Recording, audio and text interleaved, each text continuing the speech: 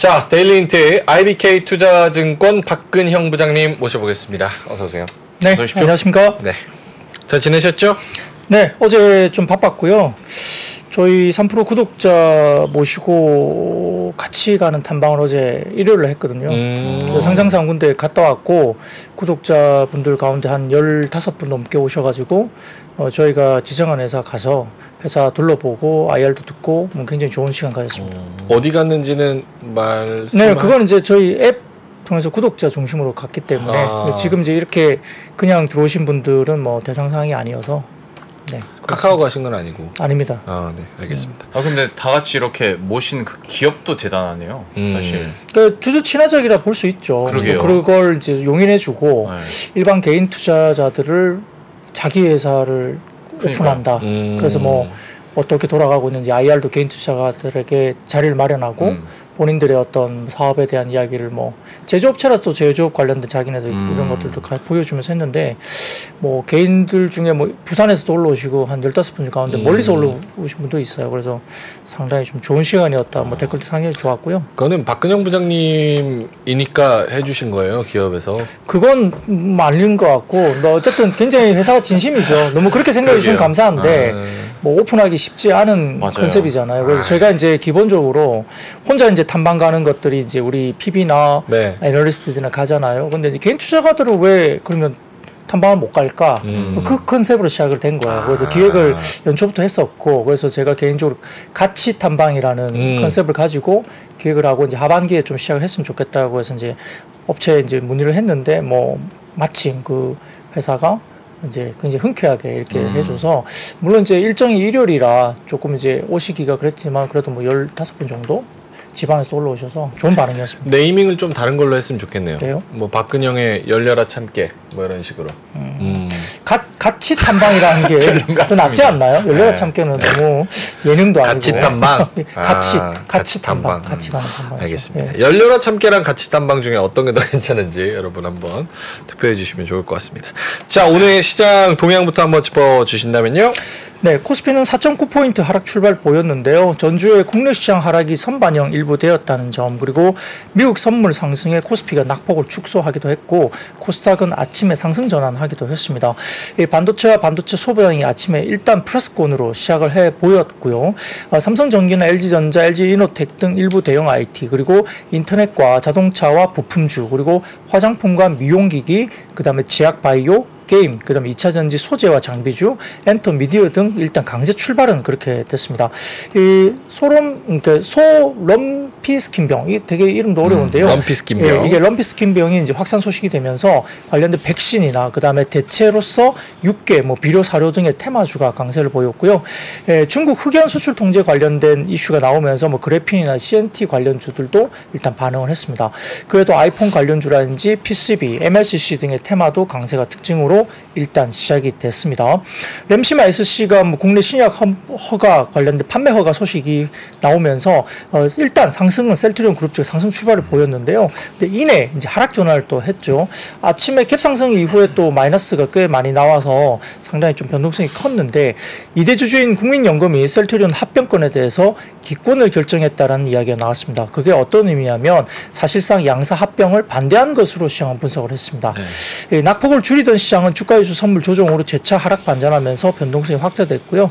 원달러 환율은 1.9원 하락한 1350.5원으로 개장을 했는데 아침에 10월 1일부터 20일까지 수출 지표가 4.6% 증가 발표가 나왔고 월간 수출이 13개월 만에 반등 가능성을 좀 열어둔다라는 이야기가 나오면서 시장이 잠깐 반등을 준 거죠. 근데 이제 뭐 10시 30분경 셀트리온 헬스케어가 주총서 셀트리온과 합병 승인 소식이 알려졌습니다. 뭐 하락하던 과정에서 조금은 다소 아래꼬리를 또 다는 모습도 보였는데 외국인들은 선물 매수 포지션을 또 유지하면서 시장이 점차 안정세를 유지하는 듯하는 모습을 보였습니다. 근데 11시 50분을 지나면서 외국인 선물 순매도 또 전환했고 현물 순매도도 확대되고 기관도 외국인의 선물 순매도에 따라서 현물 매도가 또 압력이 높아지면서 시장이 또다시 하락 전환했죠. 코스피는 꽤 주가가 오르다가 또다시 하락 전환을 보였습니다. 미국 국채금리 민감도가 굉장히 높아진 상태로 시장은 가고 있고 오늘도 약간의 미국 금리 상승에 지수가 또 밀려버리는 그런 모습 보였고요. 여기에 신용과 미수 관련 물량도 부담이 되게 되고 있습니다. 외국인 외국인들은 코스피에서 운수 장비나 철강 매수가 들어왔고 전기전자, 화학, 금융 등 매도가 나왔고요. 코스닥에서는 금융과 화학, 기계업종 매수가 들어왔습니다. 이 반도체와 일반 전기전자는 일부 매도가 나왔고 기관은 코스피에서 의약품과 금융, 철강 등 매도했고요. 코스닥은 반도체, 화학 일부 매수가 들어왔습니다. 원달러 환율은 채권금리 레벨 부담 경계하면서 1350원대 중반대로 다시 반등세가 나왔고요. 업종별로는 의료정비 강세 기록했습니다. 특히 덴티움이 7거래일 만에 오늘 급등세가 나타났고 섬유유복과 음식료품 소비업종들이 강세였고요. 운수장비 같은 경우는 현대차와 기아 등 자동차 그리고 한화 에어로스페이스와 한국항공우주 등 방산주가 강세였습니다. 반면 증권이 가장 부진했고 미수금 이슈에 키움증권이 장중 마이너스 24%대 급락세를 보였고요. 뒤이어서 건설업은 현대건설과 GS건설 등 하락 영향이 약세였습니다. 다만 네옴시티 프로젝트 기대감에 코론글로벌은 장중 상한가 터치를 했고요. 코스닥에서는 오정 3승분을 반납하면서 개인과 기관 매물 출회되는 가운데 하락 반전했는데 업종별로는 제약과 오락문화가 강세였고 특히 동물 인플루엔자 관련주들이 급등세를 기록했습니다. 반면 통신방송 관련된 서비스라든지 반도체, IT 하드웨어 등은 약세를 보였습니다. 와, 키움 마이너스 24%.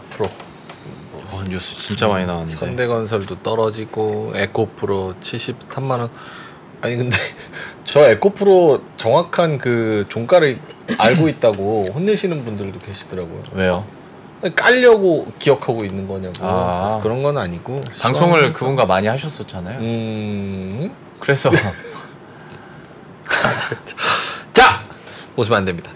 중국 흑연 수출 통제 소식에 관련주가 또 올라가는 모습이었습니다. 네, 오늘 가장 좀 핫한 이슈 중에 하나였는데요. 사진을 먼저 띄워주시면 뭐 흑연 관련된 부분들이 이렇게 생겼다고 합니다. 한번 띄워주시면 이제 이런 흑연 관련된 부분들이 굉장히 중요한데 2차 전지도 마찬가지고 흑연. 중요한 소재 중에 하나고 우리가 뭐 히토류라든지 그 다음에 자석 연구 자석 만드는 뭐 그런 소재라든지 이런 것들도 되게 좀 희귀하게 이야기되고 있는데 이런 흑연 수출 통제 소식이 이루어지면서 뭐 상보나 태경 BK 뭐 율호 이런 종목들 개별 종목들이 오늘 좀 반응을 하긴 했습니다. 이 중국 상무부가 지난주 금요일 흑연 관련 제품에 대해서 수출 통제 품목으로 지정했고요. 해당 품목은 인조 흑연 그리고 천연 인상 흑연 이게 이제 구상 흑연 등도 포함되는 부분입니다. 한국은 천연 흑연과 인조 흑연 수입의 약 80%가 중국산이라고 알려져 있습니다. 첫 번째 사진을 먼저 띄워주시면 KB증권의 자료인데요. 중국의 광물 자원 관련된 지배와 관련해서 매장과 생산 관련된 현황을 KB증권에서 올려준 건데 이 위쪽에 보시면 노랗게 이 동그라미 쳐진 부분들이 수출 통제 관련된 부분에서 상당히 조금은 히토리와 흑연 등 주시해야 될 자원으로 이제 KB증권에서 제시를 하고 있고 제일 오른쪽 위에 보면 빨간색으로 갈륨 같은 것도 최근에 뭐 게르마늄 이런 쪽도 수출 통제가 조치가 취해지고 있었던 중국 관련된 이슈가 있었던 소재입니다. 아래쪽에 보시면 왼쪽에 히토리움 매장이나 생산 현황인데 국가별 생산량 매장량은 특히 이제 중국이 히토리움 관련된 부분이 되게 많죠. 생산량이 가장 많습니다. 예, 그리고 호주나 미국도 히토리가 생산 일부 되고 있고 오른쪽 아래쪽에 보시면 흑연 매장과 생산 현황인데 국가별 보시면 중국이 사실은 뭐 생산량이 가장 높죠. 네. 그다음에 또 뭐 여러 나라들이 좀 이렇게 보입니다만 아무튼 이런 그 흑연이라든지 히토류, 갈륨 뭐 이런 여러 가지 소재 관련된 이런 원자재 이런 부분들이 상당히 좀 이슈가 되고 있는 모습이 있습니다. 네. 중국 상무부 대변인은 이게 군수 용도로 전환 가능하기 때문에 국가 안보 등을 이유로 뭐 통제 품목에 지정됐다라고 이야기를 했는데요. 뭐 특정 국가를 겨냥한 것이 아니라고 언급을 하긴 했지만 다소 좀 불편한 면이 분명히 있고 그다음에 올해 12월 1일부터 적용되니까 얼마 안 남은 거죠. 여기에 대해서 한국투자증권에서는 코멘트를 냈습니다. 이 천연 흑연의 원재료인 구상 흑연과 2차 전지 음극 활물주로 쓰이는 인조 흑연에 중국으로부터의 수입이 차질이 생기면 결국은 배터리 생산 차질이 불가피하고 아마 인조 흑연이 이제 80% 정도를 이야기되고 있으니까 음극 활물질에 대한 대부분 다 이제 영향을 미칠 수 있다는 이제 코멘트를 냈는데 결국 천연 흑연을 제조하는 포스코 퓨챔 아마 이제 국내 유일 흑연계 음극재 제조사입니다.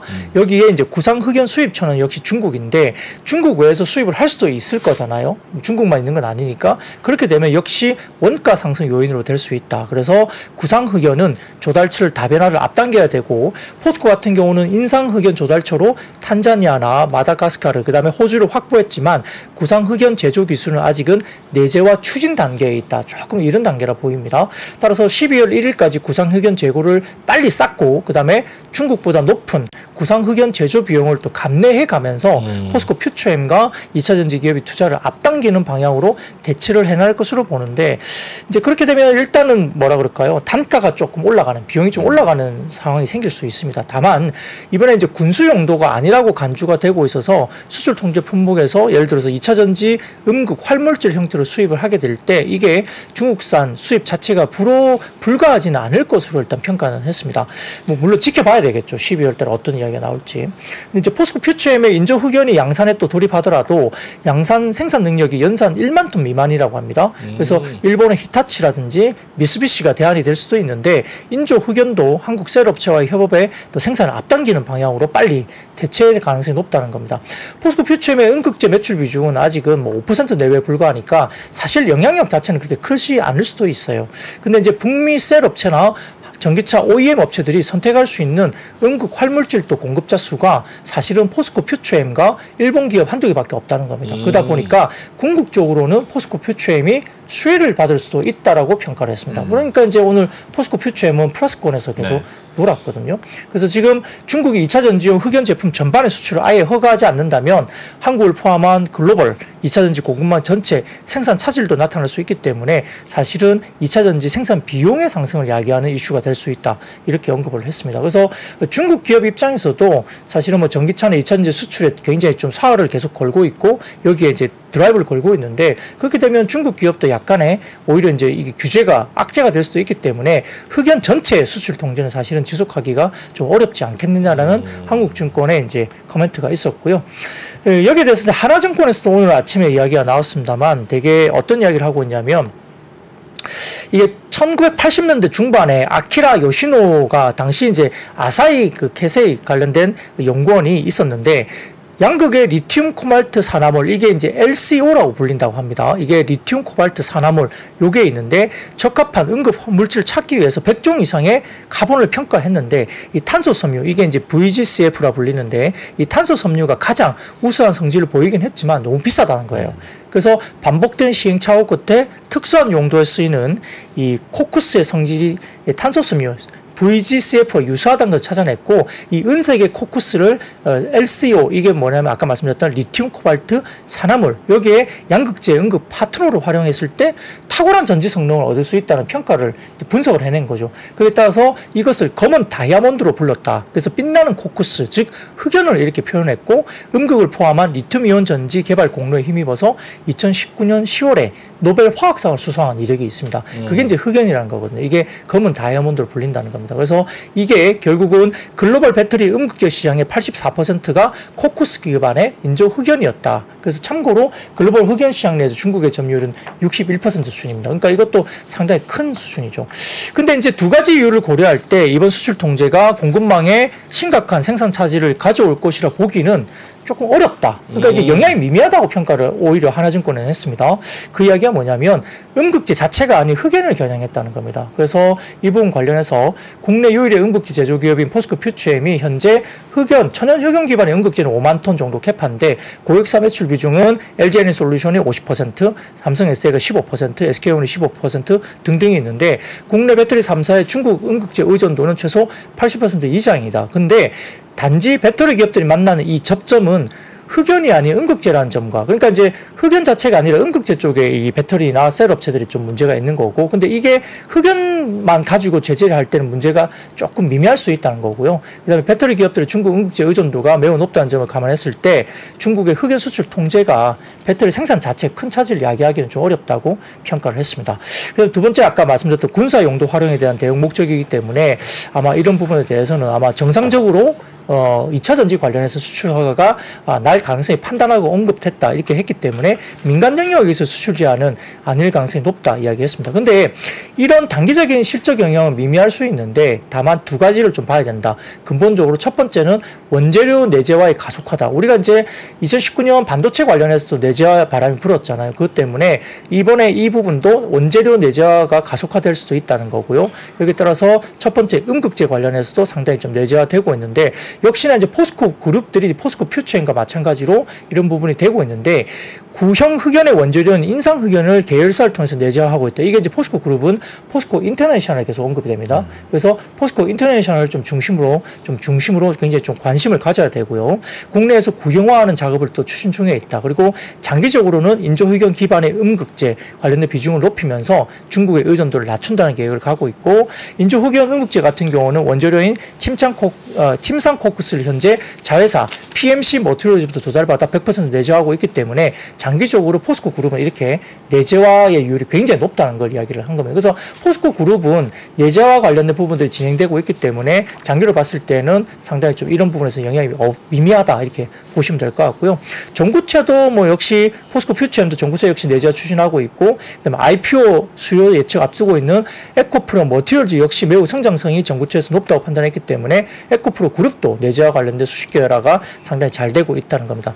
다만 이제 이런 부분에서 결국 이제 2차 전지 관련된 종목들의 주가에 대한 속도 조절 관련된 리스크는 좀 있을 수 있다. 왜냐하면 여러 가지 부분에서 계속 뭔가 껄끄럽게 뭐 통제가 나오고 수출 통제 나오고 뭐 이런 것들이 있기 때문에 다소 조금은 약간의 속도 조절 리스크는 좀 있을 수 있다. 그래서 아까 말씀드렸던 원료 내재화 수혜주, 공급망 수식 계열화 기업들은 만약에 조정이 나온다면 매수 전략 유효하다. 그게 이제 에코프로 그룹이라든지 포스코 그룹을 이야기를 한 것 같고 포스코 인터내셔널 이런 종목들도 언급이 되고 있고 퓨처엠도 마찬가지로 수식 계열화 관련된 부분에서 수혜 업종으로 이야기될 수 있다 이야기를 한 것 같습니다. 자, 이제 그 KB증권의 한 가지 이야기만 좀 더 드릴 텐데요. 예. 사진을 먼저 띄워주시면 오늘 포스코 인터내셔널을 좀 중심으로 이야기했습니다. 다시 보기 시작해야 되는 세 가지 이유인데요. 첫 번째로는 이 이야기가 뭐냐면 금융위기 이후에 2015년까지 평균 목표치 PER 배수가 뭐 1.95배, 약 2배 정도 이 밴드에서 움직였다는 건데요. 최근에 그 밴드를 이제 하향 돌파하면서 이제 밑으로 굉장히 많이 내려갔죠. 근데 이제 그 뒤로 튀기 시작했어요. 트레이닝 PB 관련된 부분에서 포스코 인터내셔널이 최근에 올라왔는데 7월 달에 급등을 했습니다. 주가가. 그게 이제 밸류에이션 부담이 결국 가져왔는데 8월에서 10월까지 점진적인 밸류에이션 하락이 되면서 사실은 급등 시에 2.59배까지 상승한 PBR이 현재 약 1.73배 정도까지 빠졌다는 겁니다. 그래서 아마 이런 부분 때문에 밸류에이션 부담이 좀 해소했다는 거고요. 두 번째는 실적 발표 기대감인데 아마 10월 24일 정도의 실적 발표가 나올 걸로 보는데 뭐 내일인가요? 포스코 인터내셔널의 실적에서 가장 주목해서 봐야 될 것이 영업이익률입니다. 그래서 1분기와 2분기 때 각각 3.37, 4.03% 기록하면서 최근 20년간 넘지 못했던 3%대 영업이익률을 상회했다는 겁니다. 다음 사진 좀 띄워주시면 네. 보이는데 왼쪽 보시면 포스코 인터내셔널의 분기별 영업이익률 평균인데 과거에 2010년부터 22년까지 1분기, 2분기, 3분기, 4분기 영업이익률이 2%를 못 넘었었어요. 과거에 계속 그냥 일반적인 자원 개발 관련된 주로 상사주로서 분기별 OPM이 2% 못 넘어갔는데 오른쪽 보시면 영업이익률 추이인데요. 22년까지 영업이익률 3% 상회한 적은 없었습니다. 근데 23년 접어들면서 상반기에 3% 넘어서 버린 거고요. 거의 4% 이상 육박해 버렸죠. 그래서 이렇게 되면서 핵심적으로 영업이익 재고가 결국은 PBR, 밸류에이션을 높이는 계기로 된다. 근데 3분기에도 아마 이번 핵심의 영업이익률 제고 핵심 배경이 에너지 사업, 특히 LNG 사업 때문인데 3분기에 천연가스 가격이 강세 흐름을 진행됐다는 점에서 포스코 인터내셔널의 영업이익률이 굉장히 좋을 가능성이 높다인 겁니다.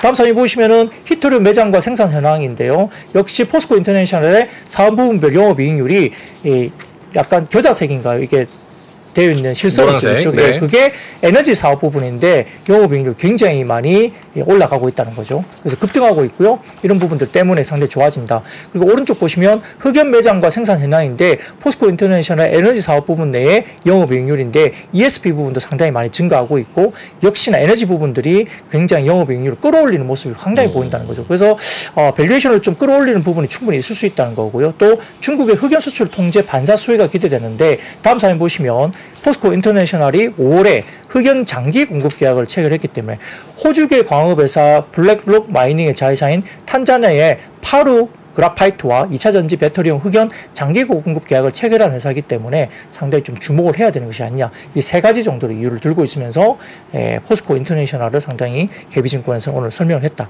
볼 수 있겠습니다. 그러니까 흑연이 뭐 그때 갈륨 뭐 등등 해가지고 한번 수출 통제하고 그 다음에 또 흑연까지 나왔는데 네. 결론적으로는 영향이 미미할 것이다라는 게 결론.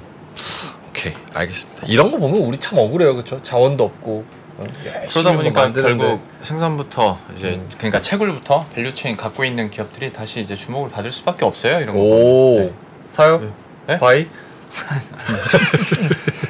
자, 두 번째 갈게요. 말을 못. 요거 한번 여쭤보려고 그랬는데 마침 가져오셨네요. 전력기기 수출 데이터 우려 ASP가 어쩌고 저쩌고 얘기 나오던데. 네, 맞습니다. 뭐 오늘 HD 현대일렉트릭 포함한 전력기기 업체들 주가 크게 하락했는데요.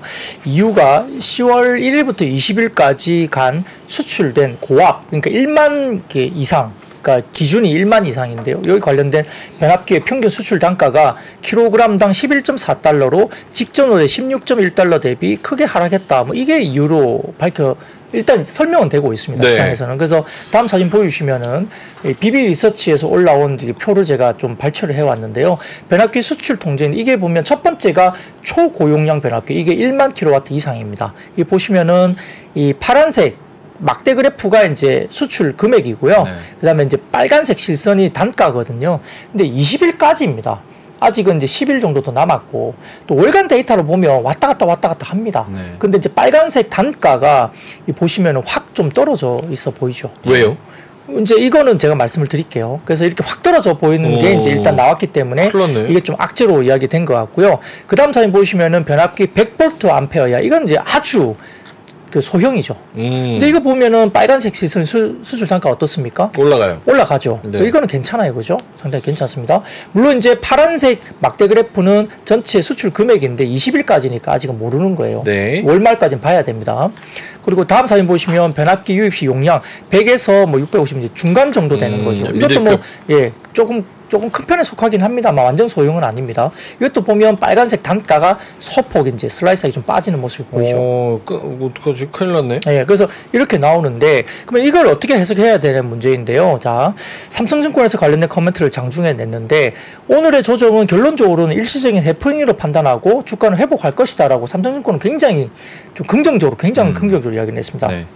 지난 9월 1일에도 국내 전력기기 업체들이 8월 변압기 수출 데이터 부진을 근거로 큰 폭의 조정을 겪었는데 9월 데이터가 정상화되면서 단기 해프닝으로 마무리된 바가 있다라고 밝혔고요. 불안해할 필요가 없다고 보는 이유는 일단 현재 시장에서 언급되는 고압 변압기 수출 단가는 가격 지수, 그러니까 인덱스, 가격 지수 인덱스가 아니라 수출 금액을 킬로그램 물량으로 단순히 나누어서 산출한 평균 단가다고 이야기했습니다. 이 가격 지수 인덱스는 현재의 호가와 각종 일회성 요인을 조정하기 때문에 월간 단위도 의미를 부여할 수 있다고 볼 수 있는데 오늘 같이 발표된 단순 수출 금액을 물량으로 나누어서 구한 가격은 수출되는 물량의 구성, 믹스에 따라 큰 폭의 변동성을 가질 수밖에 없다라고 평가하는데 아까 처음에 보였던 아주 대용량, 네. 1만 이상의 대용량이 많이 꺾였죠. 그러다 보니까 이게 전체적으로 보면 또 한 달이 아닌 20일짜리 데이터로 업황의 방향성을 진단하기는 아직은 무리고 아까 말씀드렸던 두 번째로 고압 변압기 하나가 전체 변압기 업황을 대표한다 보기는 무리가 있다라고 평가를 했죠. 아까 고압 변압기 굉장히 높은 변압기가 이제 많이 꺾인 모습이 보였기 때문입니다. 그래서 10월에 1일부터 20일까지 한국의 전체 변압기 수출 금액은 3,400만 달러에 불과하고요. 3분기 전체로도 1억 7천만 달러 수준인데 예를 들어 뭐 현대일렉트릭 한 회사의 분기 매출이 6,500억 정도 되니까 이거 20일까지만 놓고 이렇게 평가하는 게 맞느냐 이 이야기를 계속 하고 있는 겁니다. 현재 국내 전력기기 업체들은 충분한 수주 잔고를 바탕으로 갖고 있고 선별 수주에 나서고 있을 정도이고 따라서 실제 판매 단가가 급락할 가능성은 상당히 제한적으로 판단을 했고요. 여전히 이제 오늘의 조정은 장기 투자 관점에서는 오히려 매수 기회로 볼 수 있는데 참고로 오늘 HD 현대일렉트릭은 사우디와 670억의 수주 계약 공시를 또 했고 회사는 분할 설립 이후에 총 11번의 수주 계약을 공시했는데 그중에 6번이 올해 공시 계약으로서 상당히 지금 수주가 계속적으로 이루어지고 있기 때문에 이게 급락할 단가가 맞느냐라고 이야기를 한 것 같습니다. 그래서 아까 말씀드렸던 것 중에 또한 소형 변압기 제가 보여드렸죠.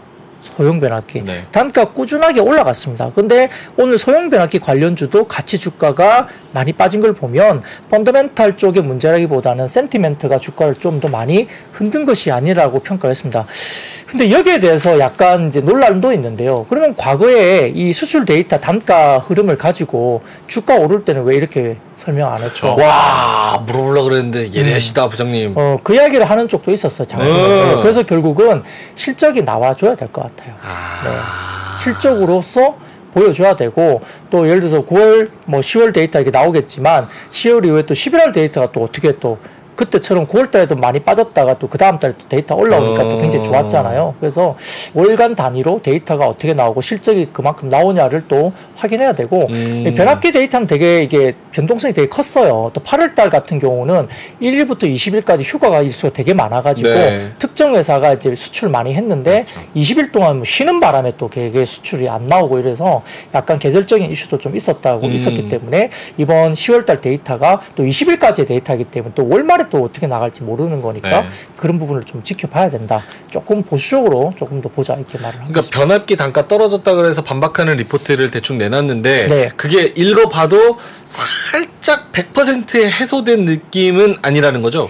그렇죠. 아까 말씀드린 대로 그러면 올라갈 때 아까 그 수출 데이터나 단가 지표를 가지고 주가 땡길 때는 뭐 그게 뭐 인덱스가 아니라 뭐 예를 들어서 물량의 수출에다가 뭐 킬로그램당 이렇게 나누어서 이렇게 단가 할 때는 그때는 또 별 말 없다가 또 빠질 때는 또 그게 또 인덱스가 아니라 뭐 단순한 나눔에 대한 뭐 단가니까 좀 큰 의미가 있느냐 이렇게 말하는 쪽도 있으니까 아무래도 그냥 그것만 놓고 아무 문제 없다라고 보기에는 조금 이제 좀 더 뭔가 확인해야 될 게 더 있지 않느냐라는 논란도 사실 네. 장중에 의견들이 많았어요. 그래서 의견이 분분했는데 결국은 이제 실적이 나와야 되고 또 10월 데이터가 조금 쉬어가더라도 11월 데이터가 좀 또 잘 나와야지만이 이런 것을 해소할 수 있는 거죠. 근데 역시 아까 말씀드렸지만 뭐 HT 현대일렉트릭의 다른 종목들 보면 수주가 계속 나옵니다. 공시가. 맞아요. 네, 그리고 오늘도 공시가 나왔잖아요. 그렇기 때문에 수주가 계속 나오는 과정에서 단가가 뭐 16달러 하던 게 11달러로 갑자기 막 급나간다? 이렇게 보기에도 사실 좀 쉽지 않을 수도 있고요. 그래서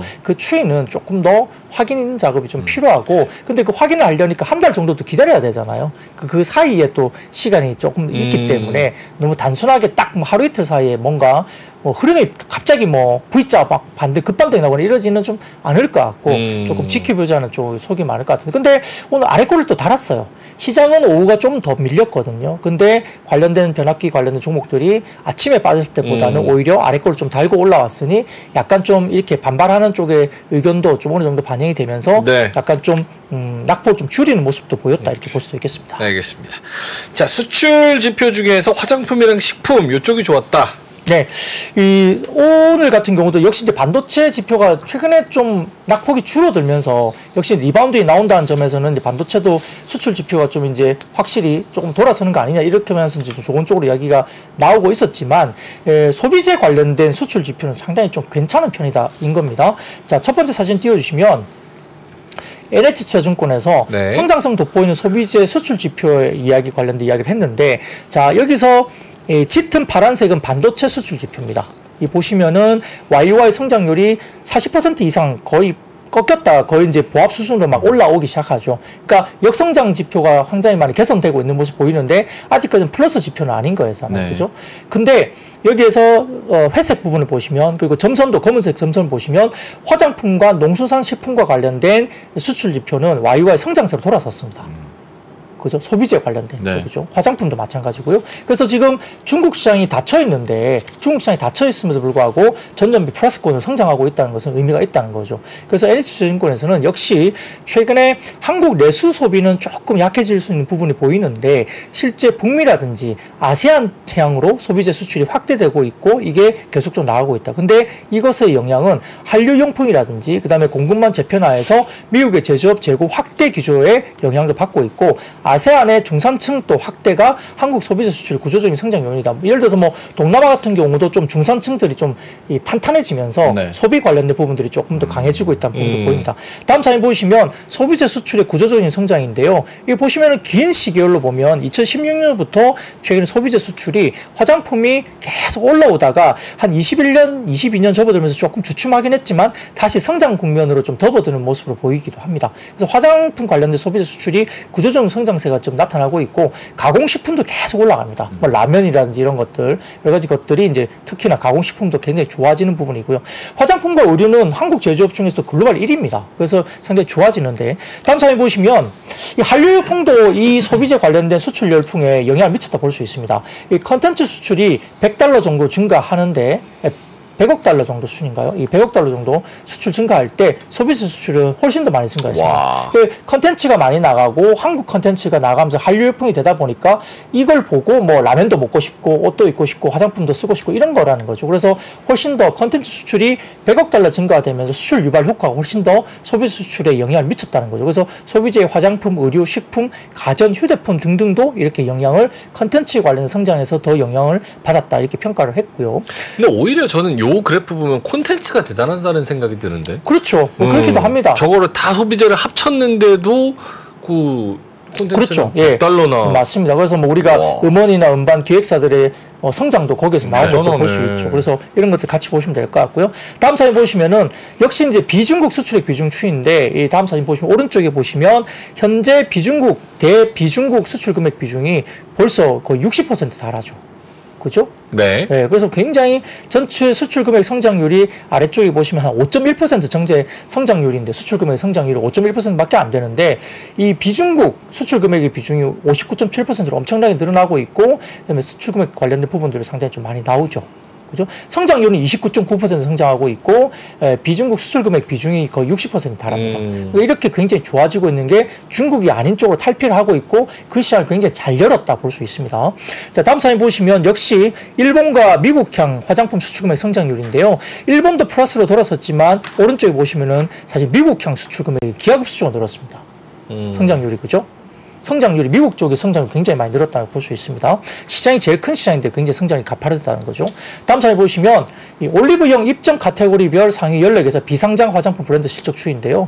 왼쪽에 보시면은 비상장 14개사의 매출액과 영업이익 구조고 오른쪽 막대 그래프는 상장사 5개사입니다. 비상장사 14개사는 뭐 서린 컴퍼니, 뭐 티르티르, 아로마티카 뭐 등등 뭐 이렇게 고운 세상 코스메틱 등등 올리브영에 입점된 14개사 비상장사 화장품 브랜드 실적 추이와 상장사 5개 매출액 성장 추이인데요.